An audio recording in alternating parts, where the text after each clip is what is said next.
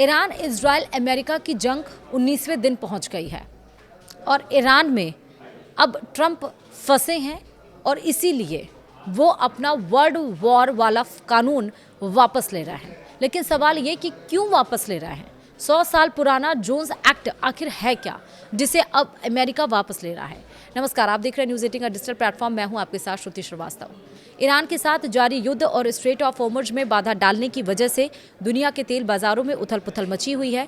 इस बीच Donald Trump ने America में 100 साल से भी अधिक पुराने जोन्स एक्ट में 60 दिनों की छूट देने का ऐलान किया है। इस कदम का मकसद गहराते हुए ऊर्जा संकट के बीच ईंधन की कीमतों को कम करना और घरेलू आपूर्ति को मजबूत करना है। अमेरिकी राष्ट्रपति डोनाल्ड ट्रंप ने पश्चिम एशिया में तेजी से बढ़ते संकट के परिणामों को संभालने के लिए एक सदी पुरानी समुद्री कानून का सहारा लिया। यह एक्ट असल में पहले वर्ल्ड वॉर के बाद लाया गया था। इजराइल, अमेरिका और ईरान के बीच जारी संघर्ष और हमलों के कारण तेल की कीमतों में भारी उछाल आई है और सप्लाई चेन पर दबाव बढ़ गया है। इस युद्ध ने स्ट्रेट ऑफ होर्मुज को प्रभावी रूप से बाधित कर दिया है।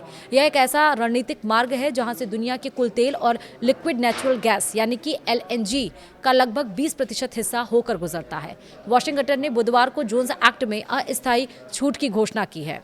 यह फैसला विदेशी झंडे वाले जहाजों को 60 दिनों की अवधि के लिए अमेरिकी बंदरगाहों के बीच महत्वपूर्ण सामानों के परिवहन करने की अनुमति देता है। यह छूट अन्य बड़े नीतिगत बदलावों के साथ आई है, जिसमें वेनेजुएला के तेल निर्यात पर प्रतिबंधों में ढील देना और अमेरिकी रणनीतिक भंडार से भारी मात्रा में तेल जारी करना शामिल है। वहीं जिसकी हम बात कर रहे हैं, जोन्स एक्ट, जिसको अब वापस लेने की बात की जा रही है, वो क्या है और वो कैसे काम करता है वो समझिए। जोन्स एक्ट असल में मर्चेंट मरीन एक्ट 1920 का एक मुख्य प्रावधान है जो प्रथम विश्व युद्ध के बाद बनाया गया एक फेडरल कानून है। यह कैबोटेज यानी कि घरेलू बंदरगाहों के बीच माल के ट्रांसपोर्ट को कंट्रोल करता है और इस व्यापार में लगे जहाज़ों के लिए कड़े नियम भी निर्धारित करता है।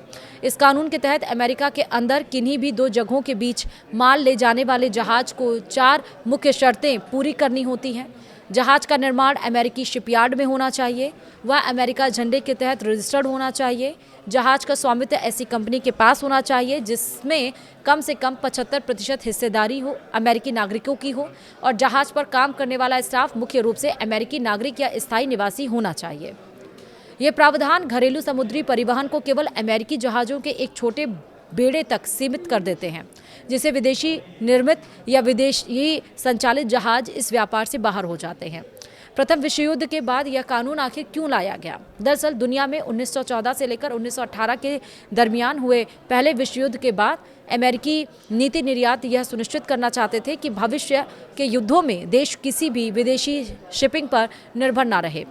तत्कालीन अमेरिकी सीनेटर वेस्ली जोन्स ने इस कानून की वकालत की थी, जिससे देश की समुद्री बेड़ों को फिर से खड़ा किया जा सके।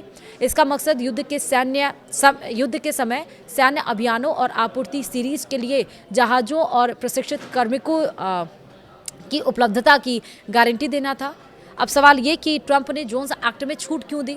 पश्चिमी एशिया के संघर्ष का दुनिया के ऊर्जा मार्केट पर तत्काल और गहरा प्रभाव पड़ा है। एक बड़ा मोड़ तब आया जब ईरान ने स्ट्रेट ऑफ होर्मुज के माध्यम से होने वाले समुद्री यातायात को रोक दिया, जिससे फारस की खाड़ी से तेल और गैस की आपूर्ति का महत्वपूर्ण मार्ग कट गया। अनुमान के अनुसार इस क्षेत्र में उत्पादन का नुकसान 70 लाख से 1 करोड़ बैरल प्रतिदिन तक हो सकता है, जो वैश्विक स्तर पर होने वाली मांग का लगभग 10% है। 60 दिनों की छूट में क्या क्या शामिल है वो समझिए। इसके कारण दुनिया भर में ईंधन की लागत बढ़ गई है और अमेरिका में पेट्रोल की कीमतें कुछ ही हफ्तों में 25% से अधिक बढ़ गई हैं। और इसी दबाव को कम करने के लिए ट्रंप प्रशासन ने घरेलू शिपिंग के लिए उपलब्ध जहाज़ों के दायरे को बढ़ाने का फैसला किया है। प्रशासन की तरफ से जारी अस्थायी छूट राष्ट्रीय रक्षा के हित में दी गई है। 60 दिनों तक विदेशी जहाज अमेरिकी बंदरगाहों के बीच कुछ ज़रूरी वस्तुएं ले जा सकेंगे। कच्चा तेल और रिफाइंड पेट्रोलियम उत्पाद जैसे कि पेट्रोल, डीजल, जेट ईंधन, प्राकृतिक गैस और उसके डेरिवेटिव, फर्टिलाइजर, जो वर्तमान कृषि सीजन के लिए अत्यंत महत्वपूर्ण है, कोयला और अन्य ऊर्जा से संबंधित सामग्री। व्हाइट हाउस की प्रेस सचिव कैरोलिन लेविट ने यह कहा है कि यह छूट ईरान युद्ध के दरमियान तेल मार्केट में अल्पकालिक बाधाओं को कम करने में मदद करेगी। जोन्स एक्ट में छूट के अलावा ट्रंप प्रशासन ने कई और कदम उठाए हैं। इसमें सबसे पहले नंबर पर रणनीतिक भंडार है। स्ट्रैटेजिक पेट्रोलियम रिजर्व से 17.2 करोड़ बैरल तेल जारी किया गया है। अमेरिका ने वेनेजुएला पर लगे कुछ प्रतिबंधों में ढील दी है, जिससे कि अमेरिकी कंपनियां वहां की सरकारी तेल कंपनी यानी कि PDVSA के साथ सीमित लेन देन कर सकेगी। हालांकि इसके साथ सख्त शर्तें जुड़ी हैं कि भुगतान सीधे स्वीकृति संस्थाओं को नहीं किया जा सकता है। पर्यावरण के नियम भी अहम है। उत्पादन बढ़ाने के लिए ग्रीष्मकालीन ग्रेड के पेट्रोल पर पर्यावरणीय नियमों में अस्थायी ढील भी दी गई है। अब सवाल ये कि अब आगे क्या?